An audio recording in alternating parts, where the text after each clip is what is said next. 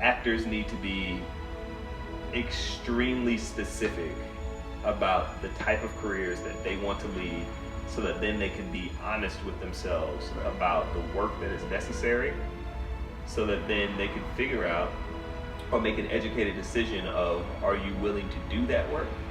Because if you're not, you should find something else to do. And if you are, fantastic. Then you need to do everything in your power, right? And don't settle. Don't settle for only being in it, right? Right. Even if you decide that, like, no, you want to do acting. You don't want to write, you don't want to produce. I'm like, great. But what kind of actor, right? Not just an actor. Does it make sense? Right. What kind of actor, right? Acting in what? What types of projects? Where? Tell us something about your story, and then tell us like how you got started. How did you get where you are today? Right. A little bit about that. I mean, if we're going way back, I mean, I guess technically how I started was in 5th grade. I got cast as a Munchkin, the Wizard of Oz. And I got to, like, it was in the big auditorium. Right. And like you got to sit on these scooters, like sit scooters, and we got to like zoom down the middle of the auditorium, right? Okay. While like singing and dancing. And I think it was at that point I was like, oh, this is dumb, right? And then like somewhere around the same time, we did the Miracle Worker. I had like maybe 4 lines or something in the play, right? But it was like the first time that like I got paid for anything. So I was like, oh, you can get paid for this? And you were in school while you were getting paid for that? I was in 5th grade, yeah. What, according to you, would be a piece of advice for these young actors? Something that you think, if you'd known, had given you a head start? Wish I would have taken the time to educate myself more on the full business of the entertainment industry, right? Like all aspects of it. All aspects, right? So that I know the entire range of what an actor can do and can't do. You know, I was starving. You know, I was used to eating a meaty meal, right, and sitting down and getting to work, right, for like extended periods of time. And then it was just like, you know, you got a week on the show, you got a week on this, and it's done, right? And like it's a very slim, you know, piece of the human condition that you're doing, and then it's done. So I was like, no, I need to be able to do it week in and week out, like in between that stuff. So I got together with, like, I brought in some friends of mine from school, from NYU. Victor brought in some students that he had been working with, and like we started a class. And it was around like 8 people, right? And then over the course of like 6 years, those 8 people grew to like 250. And then with Victor and I and our other partner, Clint, we were doing some talking, and we were like, we should start a school. We should make it an official thing. Right. And so we started Open City Acting Studio with the express goal of creating the most comprehensive acting training in Los Angeles, right? And like, yeah, a lot of people within those classes are like, have their own shows now, you know what I mean? Like, which is really great. Because yes, we want to like give serious actors a home in which they can go to, right?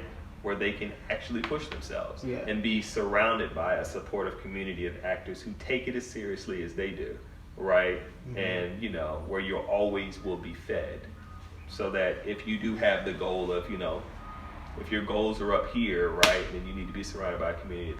It's like when you're pursuing a dream, right? Yeah. Or like you're training, especially as an actor, you get to a point where you think that you can't rest.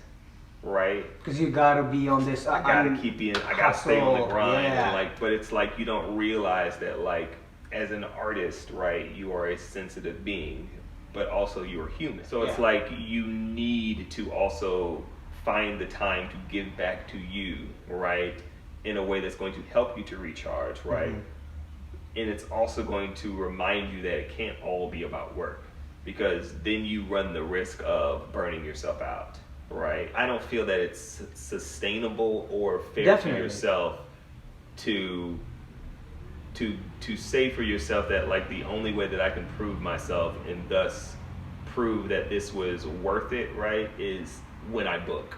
Yeah, right? Totally. You know what I mean? Because then it's like you start putting all of your attention on the booking or the fame or the money associated with it, right? Mm-hmm. And then you start to take for granted like what it actually means to be an actor and an artist.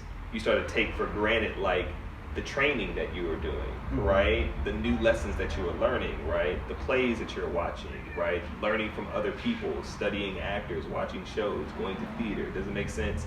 Like respecting and loving the craft of it, right? Because if it's all going to be about fame, celebrity, awards, you know what I mean? It's like, I don't know, that doesn't sound like art to me, right? Yeah. Because it's like then you're not again giving back to you, right?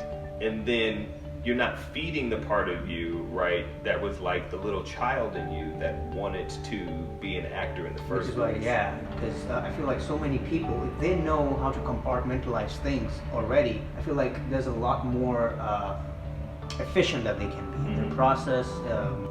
We're not taught to value the survival job. How do you think can we start working towards that for the young actors like myself? I actually learned from like side jobs, right? How to prioritize my time, right? And from school. Like I would think about a side job like this, right? Because I know that it's difficult for a lot of actors who are like, they don't want to have a side job, right? Because they feel like it's taking time away from what their passion is, right? And I'm like, yeah, but no, right? You got to think about like your side jobs in terms of this, right? First of all, you need to understand for yourself what type of career you want to have, right? If I was to go back in time and talk to myself in school, right, I would spend much more time figuring out specifically the type of career that I wanted to have, so that it would go beyond theater, right, and films, but also like what about like television? Does it make sense, right? So that I can have a firmer understanding of all the ways in which I want to control the type of career that I want to have, right? Not just as an actor. Does it make sense? Because we think starting out that like being an actor means that like you have to be on TV and you have to be acting on a TV show. And if you're not doing that, you're not successful, right? But like, do you know how like it took me so long to like realize that like voiceovers was acting?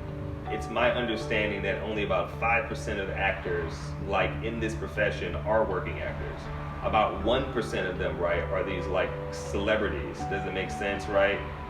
Then like it's on me to then understand that, well, even as a side job, I need to do the side job so that I can be funding my dream, right? Until I'm at a comfortable place where my acting is paying all of my bills and all of my expenses.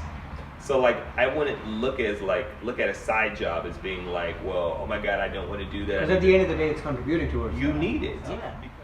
You have to be taught by someone and told by someone, right, exactly what it takes in order to be a successful actor. You need to be told, right, that like first and foremost, you need to set goals. You need to be very specific as to what the type of career that you want to be, right, specifically, and dream big, right? Do you only want to act, or do you also want to act and direct, or act and write, right? Or are you also interested in music and producing, right? Do you want to have a production company one day, right?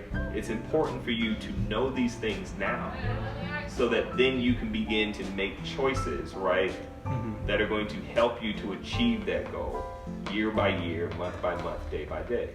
Because even if I said that like my goal was I wanted to star in a Broadway play, right? And I'm just coming out of college, right? Well, then I need to break down what are all the things that I need to do in order to achieve that goal, right? Like, won't I need acting classes? Definitely. What type of acting classes do I need? If it's going to be a Broadway show, there might be singing and dancing involved. Don't I need singing lessons? What about dancing lessons? How am I going to keep myself in shape during all of this, right? You know, do I need to get a gym membership? Does it make sense, right? Right? Talk about that. And it's like, and then expense-wise, it's like, where am I going to live, right? Where's the best places for me to live in order for theater? If it's Broadway, it's probably going to be New York, right? It's going to be expensive as hell. That's right. So then how am I going to be paying for my Metro card and my rent and my food? Does it make sense? And the clothes for my audition and my headshots and my reel and all these things, right? And like, you need a job. So then it becomes valuing the second job as the funding you need in order to fulfill your dreams, right? I need the money to keep a roof over my head so that I can stay in New York. I need money to take these classes so that I can continue to be better as an actor, right? And like, that's the thing, like, great actors are never out of class. They're always learning, right? I haven't been out of class since I graduated school. For 12 years, you're saying you've continuously trained? I've continuously trained. And my training has either been me in a class or me in a show, right? Right. Continues. Am I treating this as an art form in the fashion that martial artists treat their discipline, where they are working to master their form, right? Definitely. Artists are looking to master their form, right? Which cannot be achieved without discipline. That's right. Actors should be the exact same way, right? You should always be growing. And if you're not growing, it's like, okay, great. You know what I mean? But it's like, I don't think that you can necessarily call yourself an artist, right? You can be an actor and you can like the celebrity of it, right? But there's a difference between that type of acting, right? And then the type of acting that, say, like a Daniel Day-Lewis does, that sets right? you apart from the rest of the crowd. That's right. You know what I mean? It's like you see the masters and you know them when you see them, right? Like Viola Davis, when you see her work, you're like, that's a master at work, right? You know what I mean? And you're like, that's what it looks like. And then you're like, if I want to get to that level, I need to work my behind off and be working every day, right? In order to get anywhere near. You know, like, some people it takes decades. Yeah. You know, like name a role that you know that Bryan Cranston did in his 20s. Like, and Bryan Cranston is one of his generation's best actors. Exactly. You know what I mean? And like, this is someone who is always working, continuing to work, continuing to train. Does it make sense? And like, when the roles, you know, Malcolm in the Middle, Breaking Bad, when these roles came up for him, right, and that they were meant for him, great. But it's like, it's the work that he put in all of those years, right, that got him to the point where when the opportunity came for him to be the lead of his own show, he was ready.